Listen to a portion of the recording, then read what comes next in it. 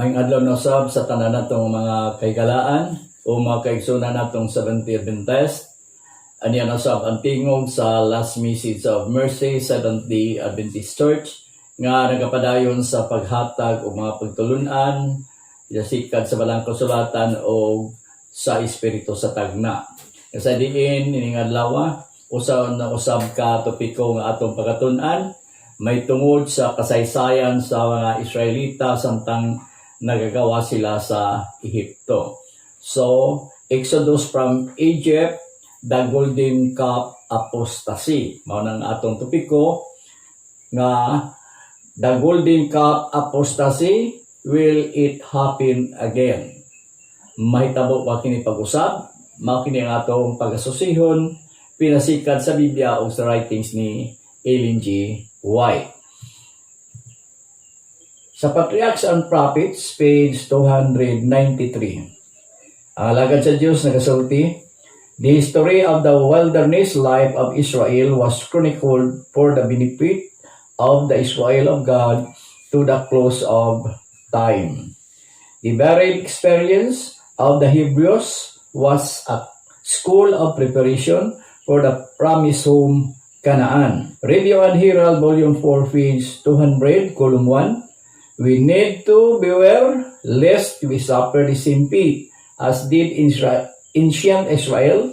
The history of their disobedience and downfall has been recorded for our instruction that we may avoid doing as they did. Selected Messages Book 3, page 339. All the great events and solemn transactions of Old Testament history have been and are repeating themselves in the church in the last days. Muna ang pamayag sa alagad sa Diyos nga si Mrs. White nga ang mga panghitabo sa mga Israelitas dito sa daan nga testamento sa ilang paggawa sa Ehipto, no, ang kasaysayan mausab kini diha sa iglesia ining katapusang mga adlaw. Mamahinungdan nga si Ellen G. White sa Testimonies to Ministers, page 98 to 99. Mrs. White says, I urge that these chapters to be read at least once every week. Ang Exodus chapter 32 ug 33 kinahanglan basahon kini bisan kaisa na lang matag semana. Kay kini mga panghitabo mausab gini sa iglesia nining katapusang panahon. Did she realize that since the SDA are God's modern Israel, that they would be in greater danger of following ancient Israel's footsteps? So nakita ni Mrs. White nga ang modernong Israel, ang Seventh-day Adventist, mausab ang mga panghitabo ni adtong unang Israel sa ilahang pagkapukan dito sa kamingawan sa diha higawa sila sa sa Ehipto o gidala dito sa yutang gisaad nga mao ang yutanong Kanaan. Tungod kay nakita sa Dios ang iyang katawhan dito sa Ehipto nga kini giulipon, nahimo silang ulipon sulod sa 40 ka mga katuigan. Diin na-experiensyahan sa mga Israelita ang sinalbahis ng pagtatar sa mga Ehiptoanon. Mauna nga si Mrs. White nagsulti nga kinahanglan nato basahon kining mga panghitabo nga nitala sa Exodus chapter 32 and 33 kay kini mausab kini sa modernong Israel nga maong Seventh-day Adventist. God saw His people under the bondage of Egypt and raised up Moses, a prophet, to bring His people out. God being Israel's visible leader and Moses being the visible leader, led them out of Egypt. A mixed multitudes accompanied them. Exodus chapter 12, 40 to 41. Ngayon itong panahon na nakita sa Diyos nga iyang katawhan na giulipon dito sa Ehipto. So iyang ipatindog si Moses nga baoy propeta niya itong panahon na o siya ang nagiya sa Israel paggawa sa Ehipto bilang leader nga makita si Moses. Samtang ang Dios siya ang invisible leader nga niadtong panahon na nagagiya sa Israel pero dili siya makita, no? So dunay duha ka leader, ang Dios mao tong invisible leader o si Moses mao ang visible leader. Nga sa pagpanggawas nila dunay nakakuyog kanilang ginaingon diri nga mixed multitude o sagol nga katawhan. Sa pagpadayon nagingon siya diri Patriarchs and Prophets page 281. In this multitude were not only those who were actuated by faith in God of Israel, but also a far greater number who desired only to escape from the plagues or who followed in the wake of the mobbing multitudes merely from excitement and curiosity. So, nag-ingon si Mrs. White, nga kining mixed multitude, mo ni mga katawhan nga dili kayo kumpleto ang ilang pagtuo, ang uban adto mga Israel nga nakaasawa mga Ituanon o ang mga Ituanon nga nakapamana pong Israel. Unya matupan ni Mrs. White, kining mga tawhana dili full ang ilang pagtuo sa Dios. Gitawag ni silang mixed multitude. Pero sa diha ang Dios nakikuban kanila, ipakita sa Dios ang iyang gahom.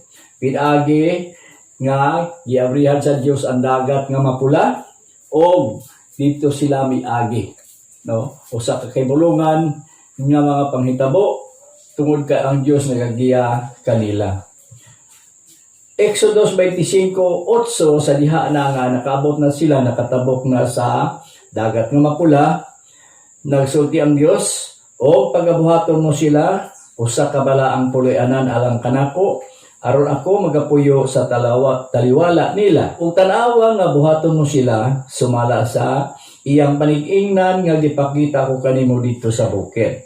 So ang Dios naghatag og sukang Moses nga pabuhaton sila og usa ka tabernakulo. Din gipakita sa Dios ang panig-ingnan dito sa bukid. Mao kini ang congregation sa Israel dito sa wilderness. Din makita nato ang ilang mga tulda nagapalibot sa ginatawag tabernakulo. While Moses was absent, the people began to clamor for some visible representation of God. Samtang wala si Moses, ang mga katawhan nagsugod nagpagbagulbol, no? Nagbagulbol sila tungod kay ang ilang leader wala man diha. Unya mao kining panahon na nga sa Exodo 32:1 o sa diha nga nakita sa katawhan nga si Moses nagdugay sa kaglugsong gikan sa bukid. Ang katawhan nagtigong sa ilang kaugalingon ngadto ka nga aron og ingon kaniya, tindog og buhati kami og mga Dios nga magauna kanamo kan mahitungod niining Moises kadtong tawo nga nagkuha kanamo gikan sa yuta sa Ehipto.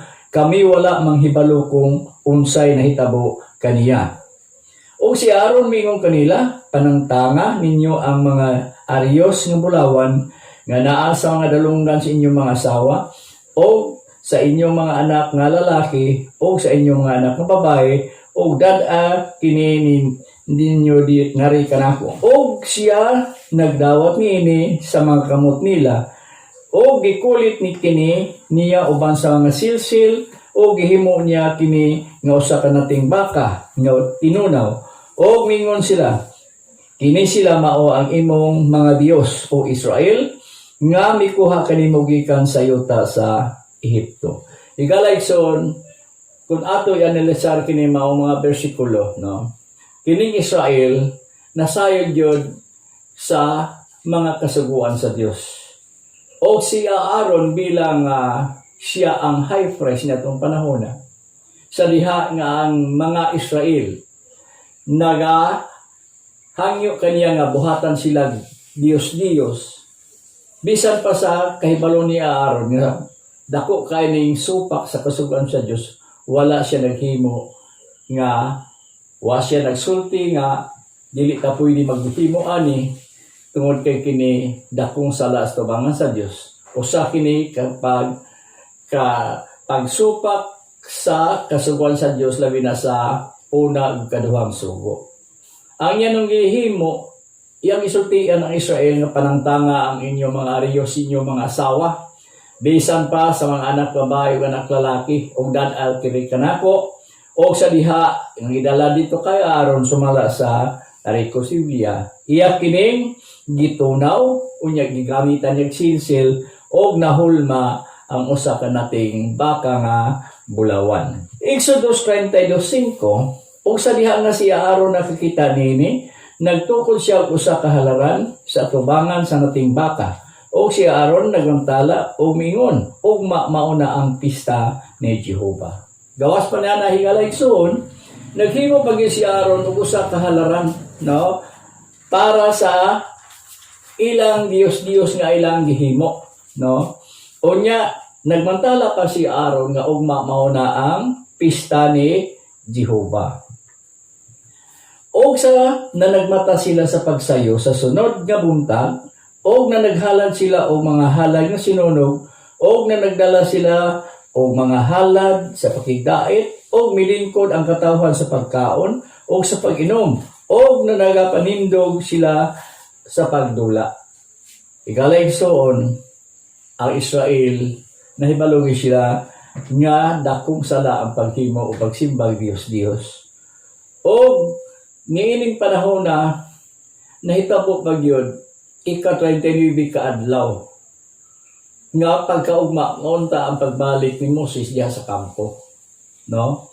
So atong susihon unsa ang mga butang nga nahitabo niya atong panahon na.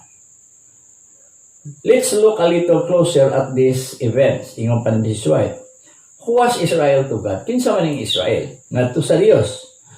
Matutariya diri sa Acts 7:38, Review and Herald Volume 3, page 85, Review and Herald Volume 4, page 199, column 2. Kining Israel mao niya ang iyang iglesia, no? Unya, who was Moses to God? Kinsa man si Moses para sa Ginoo? The main leader under prophet, Acts 7:31. Si Moses mao ang leader o propeta. Who were the mixed multitudes of Israel? Kinsa man ning sagol nga katawhan? Base sa Patriarch and Prophets, page 377, some were just Egyptian who had intermarried. In other words, they are not fully God's people but were half and half.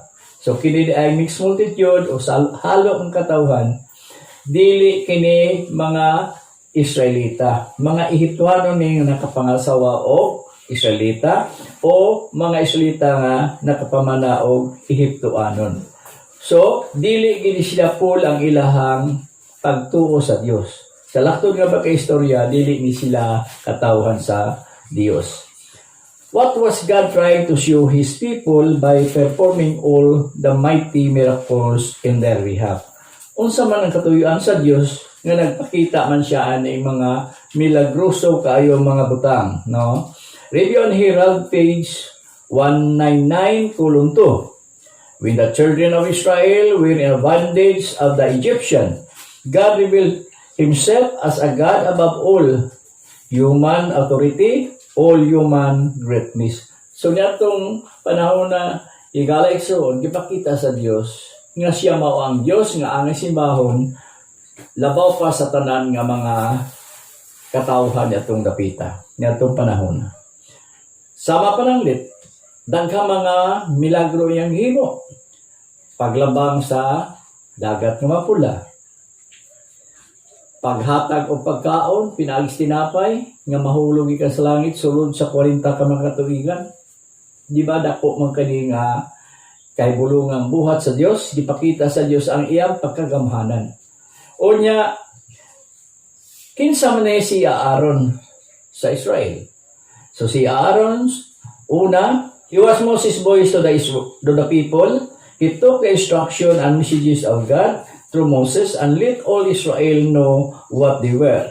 But in the absence of Moses, Aaron was placed in the responsible position to lead and control Israel. Signs of the Times, Volume 1, page 158, column 1. So kini si Moses, siya ang naghatag sa tingog sa Dios, no? Tungod kay kini si Aaron mao man ni ang maayo nga manulti kasi Moses doon na may diferensya sa iyahang pagpanulti.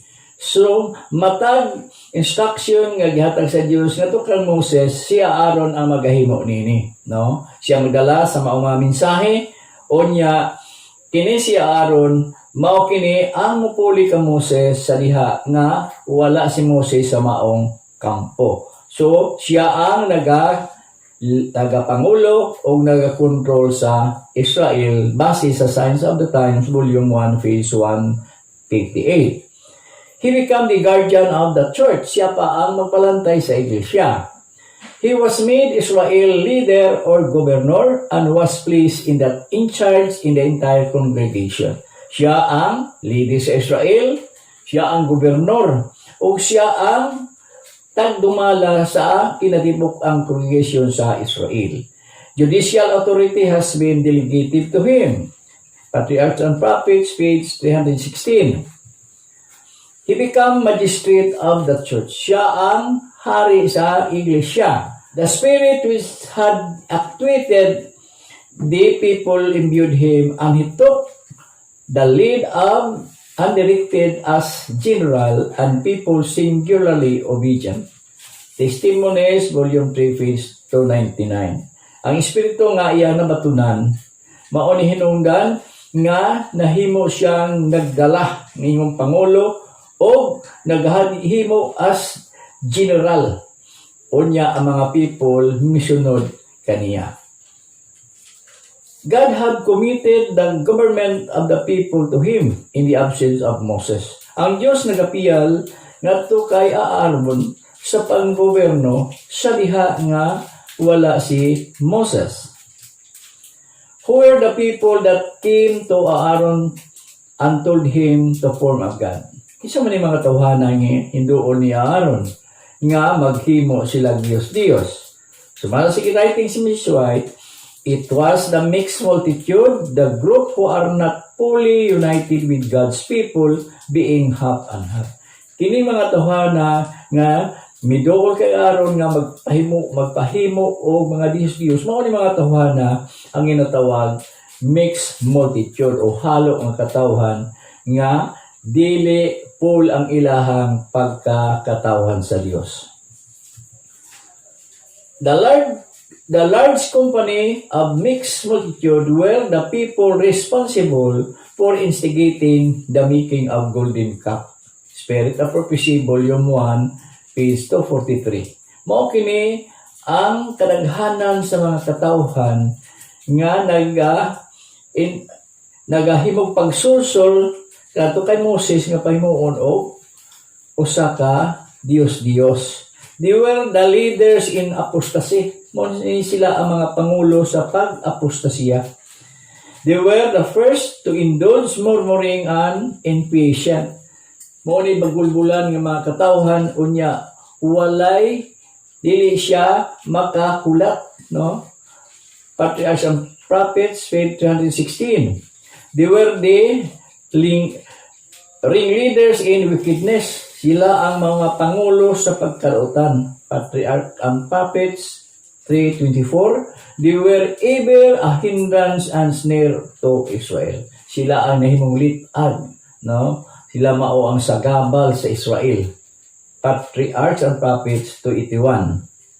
They were continually finding fault with the way in which Moses was leading them. Dissatisfaction is contagious. Kini mga tawhana walay katagbawan. Silang pangita og sayop kay Moses unya sila ang hinungdan nga nakahimo si Aaron sa maong dako ang kasalanan paghimo og usa ka Dios-Dios. How was the golden calf actually formed? No? Katong golden calf nga ilang gihimo sa unsa man to nga nabuhat kadto, no? Aaron commanded the congregation of Israel to bring him their gold, and from this means he made a form and structure of the golden calf. So, mao ni Kadto mga tawhana sa diha nga ingon siya nga buhati kami og Dios. So, mao tinungdan nga si Aaron nagsulti nga dadaan ninyo diri ang inyong mga bulawan nga mga ariyos yung asawa sa mga anak lalaki babae o gihimo ang structure sa golden cup.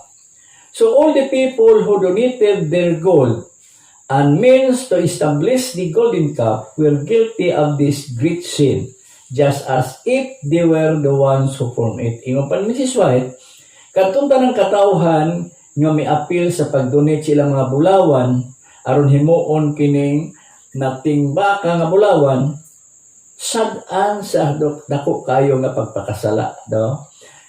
Sila ang naghimo nini sama nga sila ang himo og Dios, no?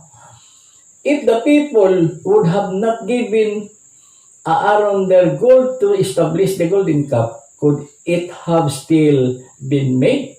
Kung ang katawhan wala pa sila magdala si ilahang mga bulawan nga to kayo Aaron, mahimo ba ang maong nating bulawan? Di gyud mahimo higalayson. How long did it take to form a golden cup? Unsa gidugayon nga napurma ang maong golden cup nating bulawan? Its form and structure was completed and set upon its foundation in the 13th day of Moses' absence, or just a short time, one day before their prophet returned. So, unsa ka gidugayon di ay higalayson? Sulod sa 40 ka adlaw, 40 ka gabi ang tagal ni Moses dito sa bukid nga pagka 40 muuli na siya dito sa kampo pagka 39 na himo nila ang dako nga kasalanan. Usa na lang unta ka adlaw. So, posible kini nga mahitabo sa atong panahon higalayson. Kung sa diin haduol na ang pagbalik sa Ginoo, diha pa mahimo og dakong kasalanan ang modernong Israel nga maong Seventh-day Adventist Church. Did all Israel participate and support this apostasy of the golden cup? Ang tanan bang Israel naghimo ba pagsuporta paghimo aning golden cup? Ang tubag higalayson, no. Dili tanan. One tribe named Levi, or one half of Israel, did not participate in this rebellion, but neither did the rest voices in protest. So they were also guilty in this rebellion by their silence, by not warning the people. Desire of Ages, page 112.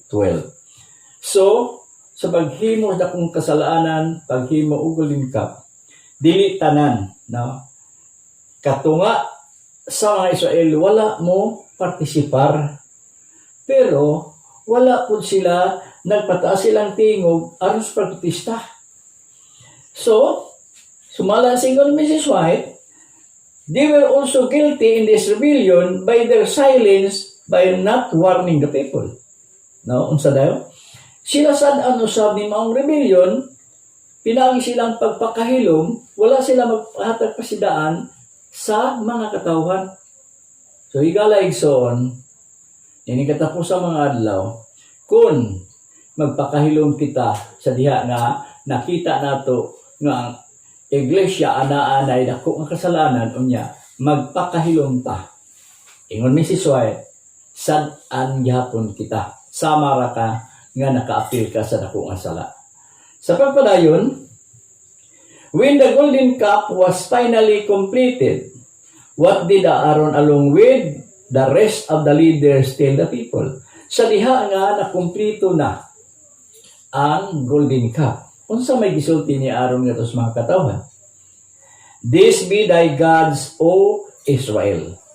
And Israel bowed and worshiped the golden cup. Exodus 32:4.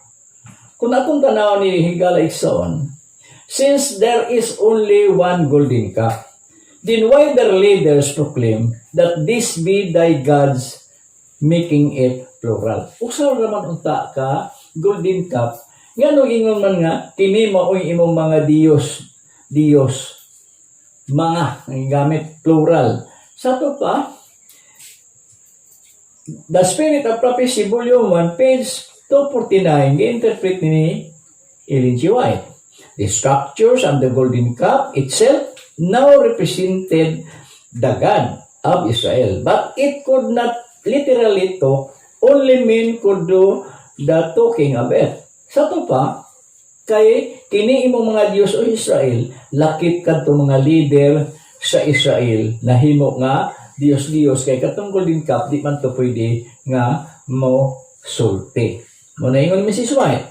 So as the people worship the structure of the golden cup, they also came to regard the instruction of their leaders who were closely connected with it as the voice of God to them. So in essence, the cup and their leaders become their gods. Sa daw higalison, sa essence, kadtong nating bulawan, nga ilang Diyos, as apil na ang ilang mga leader na himo nilang mga Diyos. Unsa man ang pangatarungan ni Aaron ngadto kang Moses. Sa diha nga si Moses nahibalik na sa kampo. No?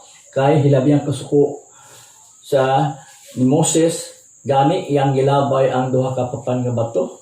Tungod siyang kasuko, katong papan nga bato, isulatan sa napulo ka sa Diyos, iyang gihampak, gilabay niya, o nabuak, no? So, unsa man ang pangatarungan karon ni Aaron ngadto kay Moses.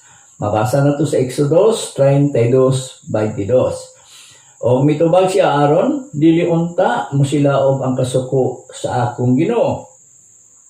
Ikaw nakaila sa katawhan nga sila naandam alang sa kadautan. Exodus 32:24. Og sa ingon, og ako mingon kanila, bisan kinsa nga adunay bulawan, tangtangan ninyo kana, og ilang gihatag kini kanako, og gibutang ko kini sa kalayo, og migula kining nating baka. Dining tungora higalayson, nagapamakak si Aaron. Kaya nga naman, wala man iya manggi tunaw to mga bulawan o iya gigamit ang silsil o himo ang natinga baka na bulawan. Pasi ang pangatarungan, iya ko nang gibutang sa kayo, unya, migula ang nating baka. So, mailan na ito igsoon nga namakak si Aaron nga to kay Moses. What happened to the golden cup? Unsa man hitabo niya itong nating baka? So, mas tumabasa rin sa Exodus 32:20. O gikuha niya ang nating baka nga ilang gibuhat o kini gisunog niya sa kalayo o kini gigaling niya hangtod nga napulbos o gisabwag kini sa ibabaw sa mga tubig o kini gipainom niya sa mga anak sa Israel. Igalayson, ang baka di ay nga nahimo lang Diyos, gihimo nga pulbos unya gisabwag dito sa tubig o gipainom ang kinatibuk ang Israel nakainom, no? So, kung tanaw na ito, nga namang na-appeal man ng kinatibukan man ang gipainom. So, why did these innocent people also have to drink the water mixed with its powder? Nga ang uban adto katunga wala man motabang og himo, wa man mo participate ang banay ni Levi. Pero nga naman nga na-appeal man sila inom. No? Kung panimisisoy, because they were part of the body of Israel. Kabahin sila sa lawa sa Israel. Kaya silang tanan nakahibalo sa kasuguan sa Diyos nga bawal ang paghimo og Diyos. So, bisan wa sila nag-appeal tungod sa ilang kahibalo nga wala sila nagprotesta, wala sila nagpata silang tingog nga dili ta magbuhat niya na appeal sila sa kasalanan sa Israel. Corporate responsibility, ingo pa ni Mrs. White. Corporate responsibility. These people were corporately responsible whether they did not anything wrong or not by just being a part of the body of rebellious Israel. Bisan wa sila in participate, wa sila appeal, pero they were corporately responsible. Ginatawag kini corporate responsibility. Higala igsoon, mo sa may tabo sa iglesia. Halimbawa, ang iglesia nga atong giapilan naghimo nagdakong apostasiya, unya magpakahilom lang kita, dili nato ipataas atong tingog, apilta sa dako nga kasalanan, higala igsoon. But why they have shared thy destruction also? Nga naman na-appeal man ni sila sa silot o sa katalagman. Because they willingly obeyed the call to become distinct and separate from those who refuse to obey their prophet.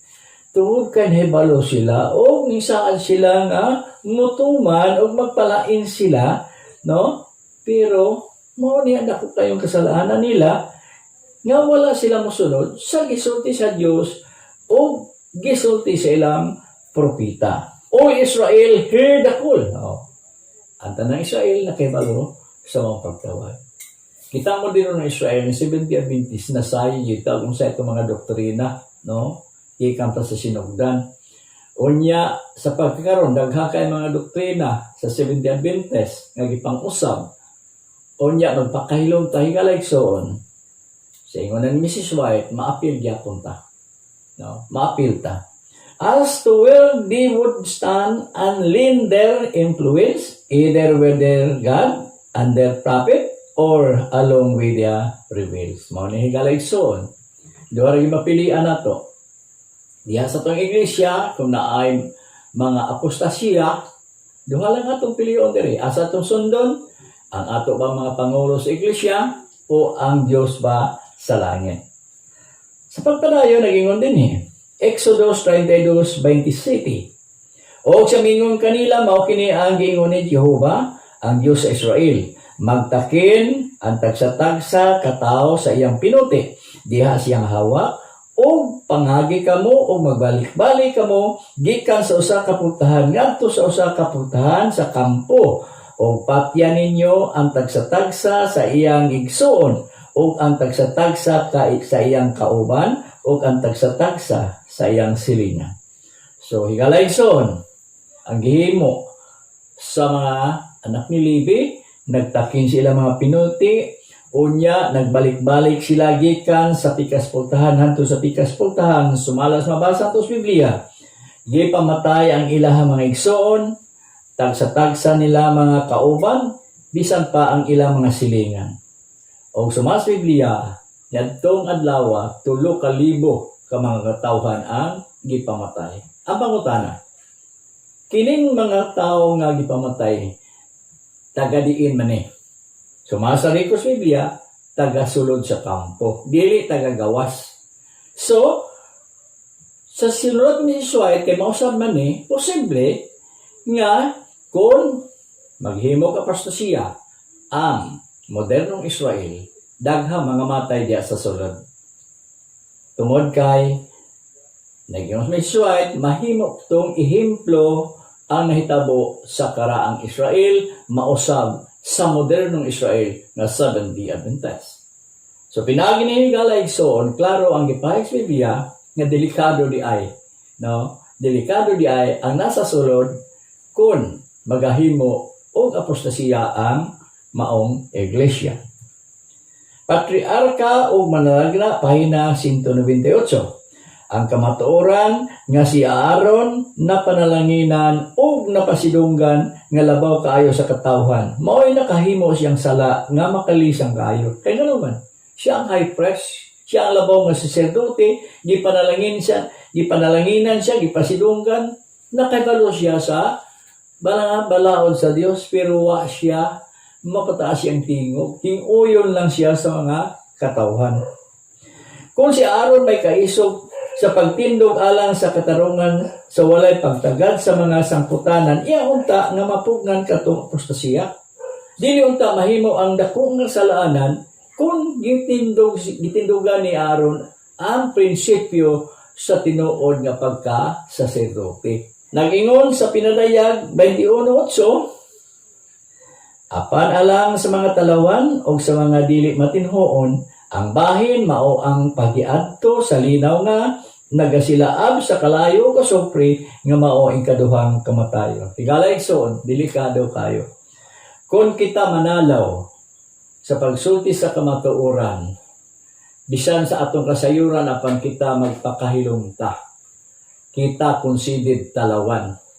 Kining talawan na nahisgutan dinhi, dili sabton nga mangita tag away, kundi talawan sa pagsulti sa kamatuoran, labi na gyud ining nang hinapos nga mga adlaw sa atong panahon karon nga daghang apostasiya ang nahimo diya sa sulod sa iglesia.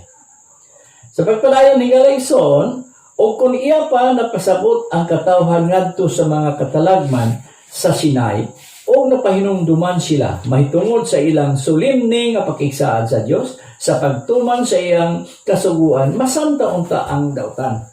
So kung si Aaron nagbarog lang nga lig-on sa pagtuwa lang siya manalaw,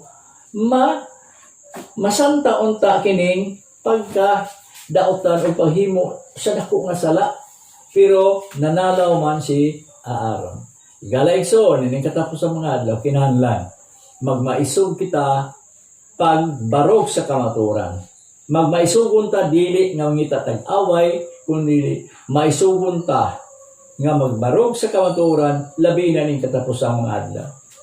Naging si Apostol Pablo, kon ang mga balaod sa gobyerno kasupak nagali sa balaod sa Dios, matupad ni Apostol Pedro, sundo namo ang Dios inay ang tao. Higalayson mao gina ang dapat himuon sa tinuod nga Kristohanon. Sa iyang paagi diha sa iyang paghatag sa iyang impluwensya ngadto sa pagpakasala sa Israel, mo hinungdan sa nilibo ka mga kinabuhi nga nakalas. Igalayson, ining katapusang panahon, kun ang ato mga leader nga adunay dako kay impluwensya ngadto sa membro, unya maghimo og mga dili insakto nga pagtudlo, mo hinungdan nga daghang mga Seventh-day Adventist nga mahimo adto sa kalaglagan.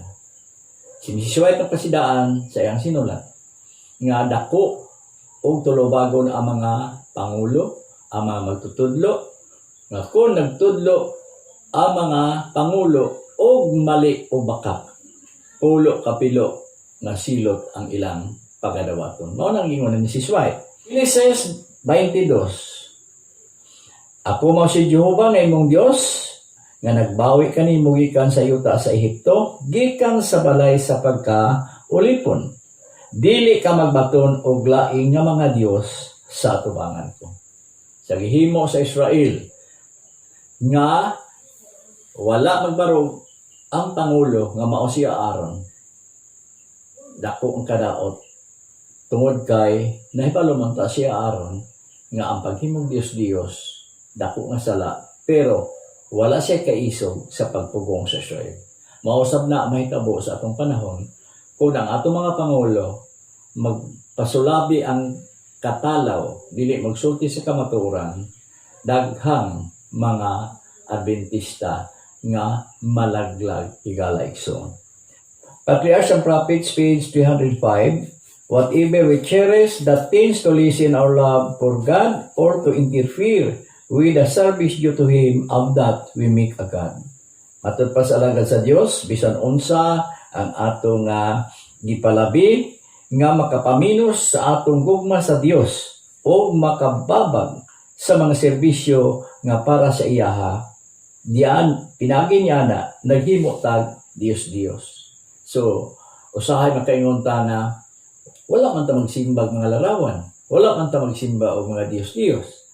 Pero ingon pa ni Sisway, bisan unsa di ay nga atong gipalabi o atong gihugma nga makapaminos sa ato ang gugma ngadto sa Dios o makababag sa mga serbisyo nga mahitungod kaniya, pinagi niya na naghimo tag Dios.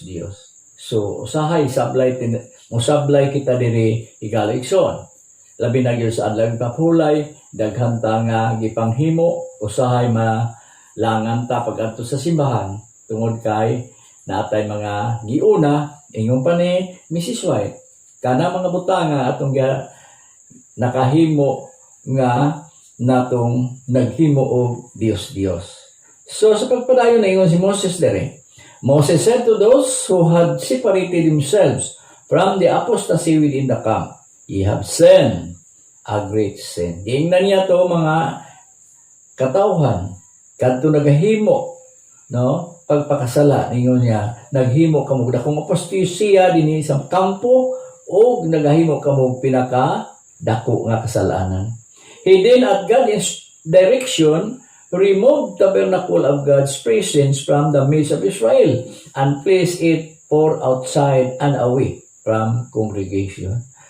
Tungod niya na ang Dios naghatag instruction ngadto kay Moses nga ang maong tabernakulo pagakuhaon diya sa taliwala sa campus Israel o ibutang kini dito sa layo sa kampo sa Israel, layo na sa congregation tungod sa dako nga kasaypanan sa Israel.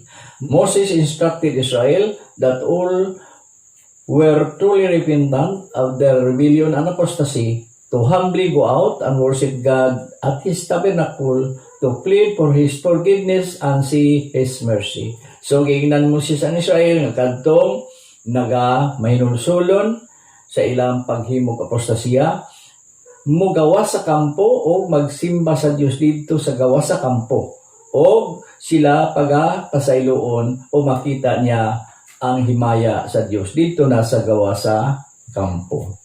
God's direction removed the tabernacle of God's presence from the midst of Israel and placed it far outside and away from congregation. Mauna ang hitabo hikalayson tungkol sa paglapas sa Israel, ang tabernakulo sa Dios gikuha diya sa kampo sa Israel o gibutan dito sa layo.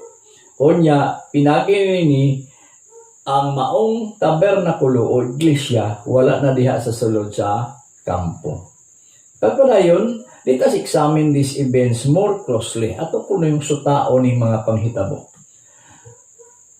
Because God's people had committed the high crime of idolatry, the Spirit, Sign of the Times, Volume 1, page 160, column 3, in setting up, establishing, and worshiping the golden cup out from the midst of the congregation of Israel. Tungod sa gihimo sa Israel na kahimo sa dako kayong kasalanan, pagsimba o mga Diyos-Diyos, ang maong tabernakulo nga gikuha sa kinatiliwad-an sa kongregasyon sa Israel. What is another name for God's tabernacle? Unsa man ang ubang pang pangalan aning tabernakulo? His sanctuary or church. Mao kini ang iglesia sa Dios. So God's church and His presence were removed from being connected with the congregation of Israel.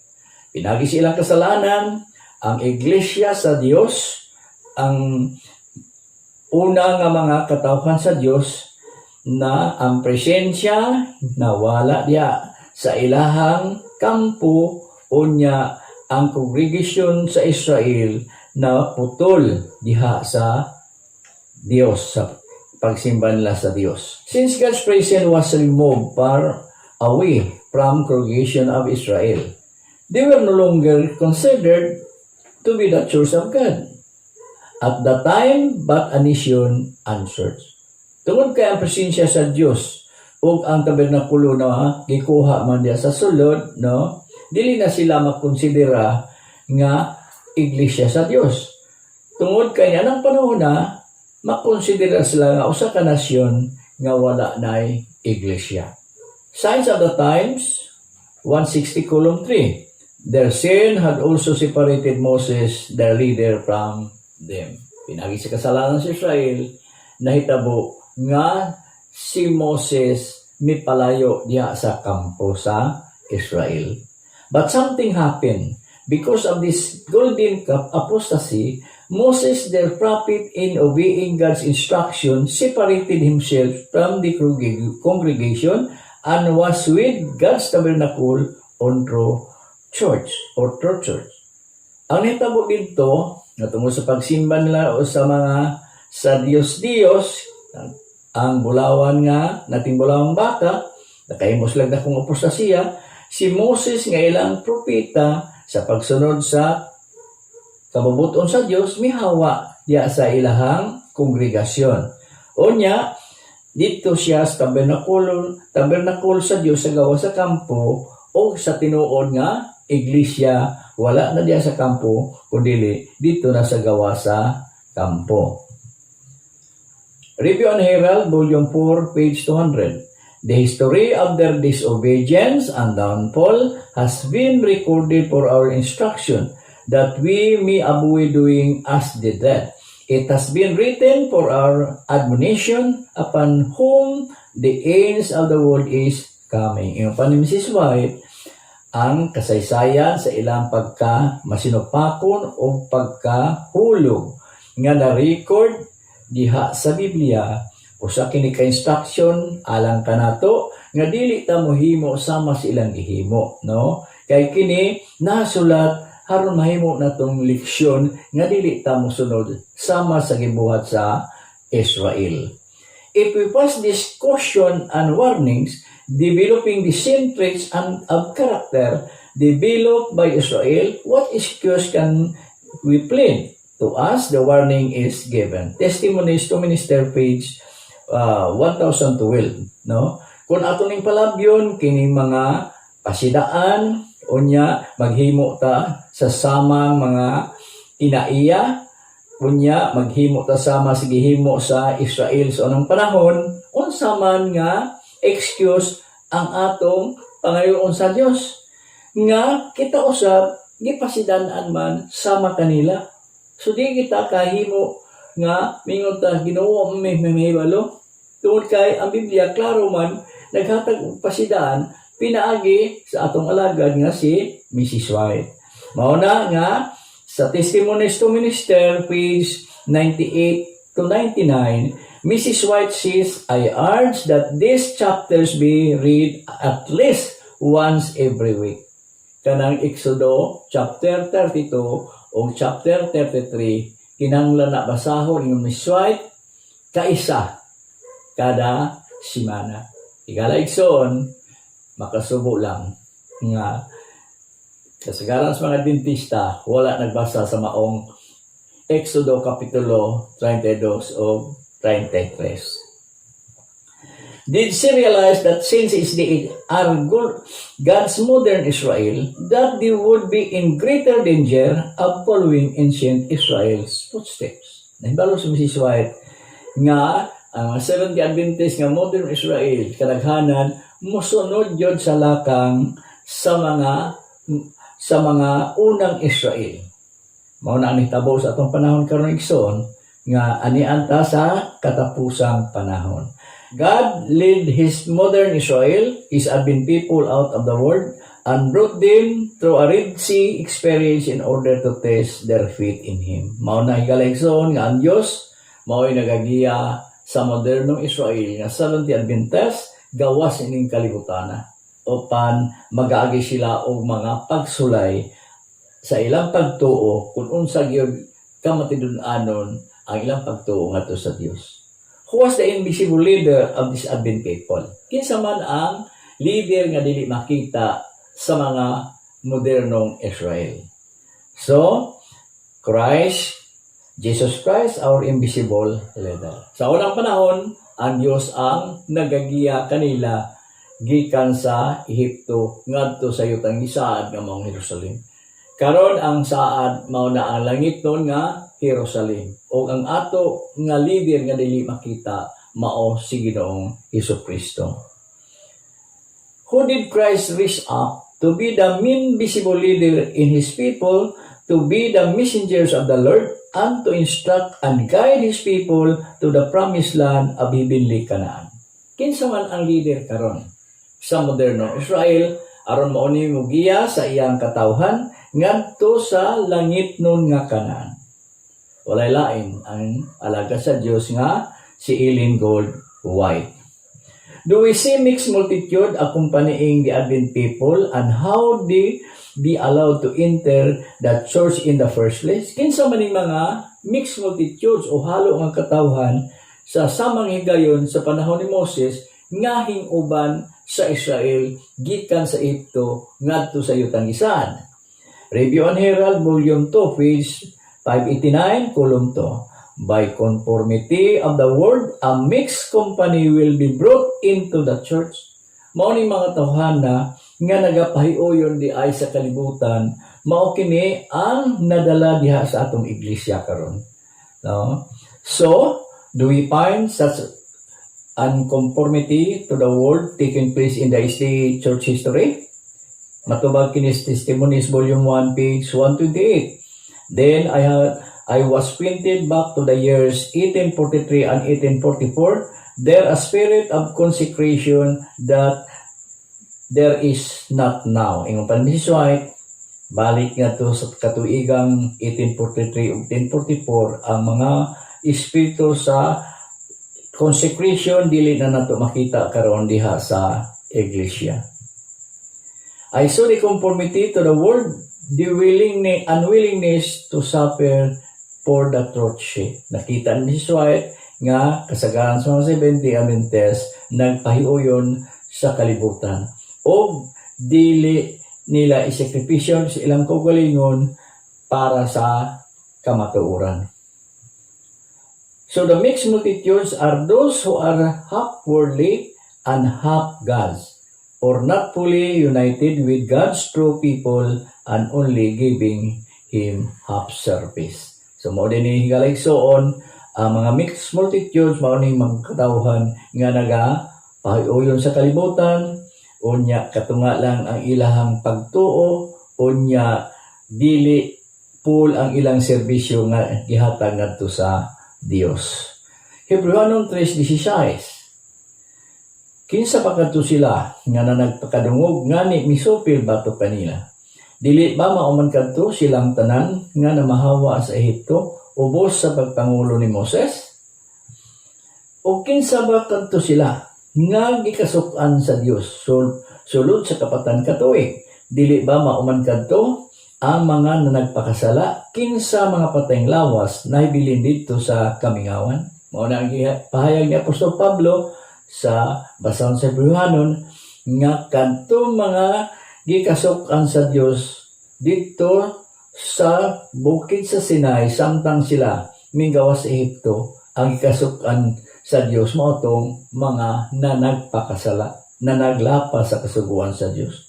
O kinsa man daw tong wala makasulod, mao tong mga katawhan nga ang ilang mga patayng lawas nabilin sa kapingawan tungod sa ilang pagsupil.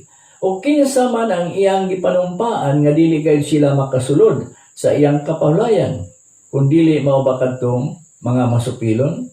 So, ang mga masupilon higalayson wala gyud makasulod sa yutang gisaad nga maong itan-ong kanaan sa maong panahon. Kita usab ang ato ang tumong ug tuyo mao ang langit nun nga kanaan. Kung mohimo gyapon ta sama sa gihimo sa mga Israel, dili kita makasulod niya ng yutang gisaad nga mao ang puloy-anan sa mga katawhan sa Dios. O nakita ta nga wala gayud sila makasulod tungod sa pagkadili matinuon. Wa sila kasulod igsoon.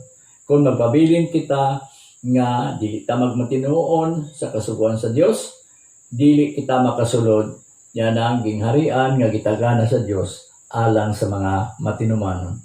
Busa samtang nagapadayon pa ang saad sa atong pagpakasulod sa iyang kapahulayan, batunan ta ang kahadlok. Basi unya hinuon aduna kaninyo'y maisip nga wala makakabot niini. So igalayson, batunan ta ang kahadlok sa paglapas sa kasuguan sa Dios, ilabi na nga aniano tas katapusang panahon. Paningkamutan nato igalayson nga ang kinaiya o karakter ni Kristo mag-reflect sa atong mga kinabuhi. Kay kita gikawalihan man usab sa maayong balita ingon kanila. Hinoon ang pulong nga ilang nadungog wala magpulos kanila, kay ang mga nakadungog niini wala man modawat niini uban sa pagtuo. Igalayson, giwalihan usab kita nga ang atong kalabuton mao ang langit nung kanaan. Ang atong leader nga dili makita mao ang atong Ginoong Hesukristo, ug ang leader nga makita mao si Ellen G. White. Apan sa pagkakaroon ng atong Ginoong Kristo, wala naman ito kauban, to naman siya sa langit. No? Kinsa man ang nagarepresentar sa atong Ginoo. Mao kini ang pulong sa Dios, mao ni ang balang kasulatan. O tungod kay si Mrs. White, wala naman siya sa kinabuhi, patay naman siya. Kinsa man ang magrepresentar karon, walay lain ang iyamang sinulat. The spirit of prophecy, mao kini ang leader o giya nato sa panglakatan ngadto sa langit nun nga Kanaan. Kamo na nagpakaduol na ngadto sa bukid sa Sion, maingon ni Apostol Pablo, o sa lungsod sa Dios nga buhi, sa langit nun nga Jerusalem, o sa dili maisip nga mga manlunda nga nanagtigom sa pagsadya, o sa katalimpan sa mga panganay kinsa mga ngalan na isulat sa talaan dito sa langit, o usa ka maghuhukom nga mao ang Dios sa tanan ug ngadto sa mga espiritu sa mga taong matarong nga nangahimong himpit. Higalayson mo na ang pahayag ni Apostol Pablo nga kita karon haduol na sa bag-ong Jerusalem nga mao kini ang puloy-anan sa mga linuwas. So sa paningkamutan nato ining panglakatan nato sa bag-ong Jerusalem, langit ng Jerusalem nga kita nga nagkasulod dito kung dili nato awaton ang mga kinaiya sa Israel kay kato mahimo mang leksyon nato inong panisisway nga may tabo ining katapos sa mga adlaw mo sa pinagi na itong pagtuon ako nagapanghinaot nga basahon nato kausahan tag semana ang Exodo 32:23 matong panisisway kay kini makatabang sa atong panglakatan ngadto sa langit ng Kanaan.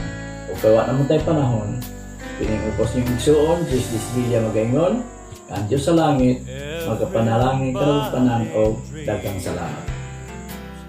Of going home, it seems lately I am no exception to the rule. Oh, but home is so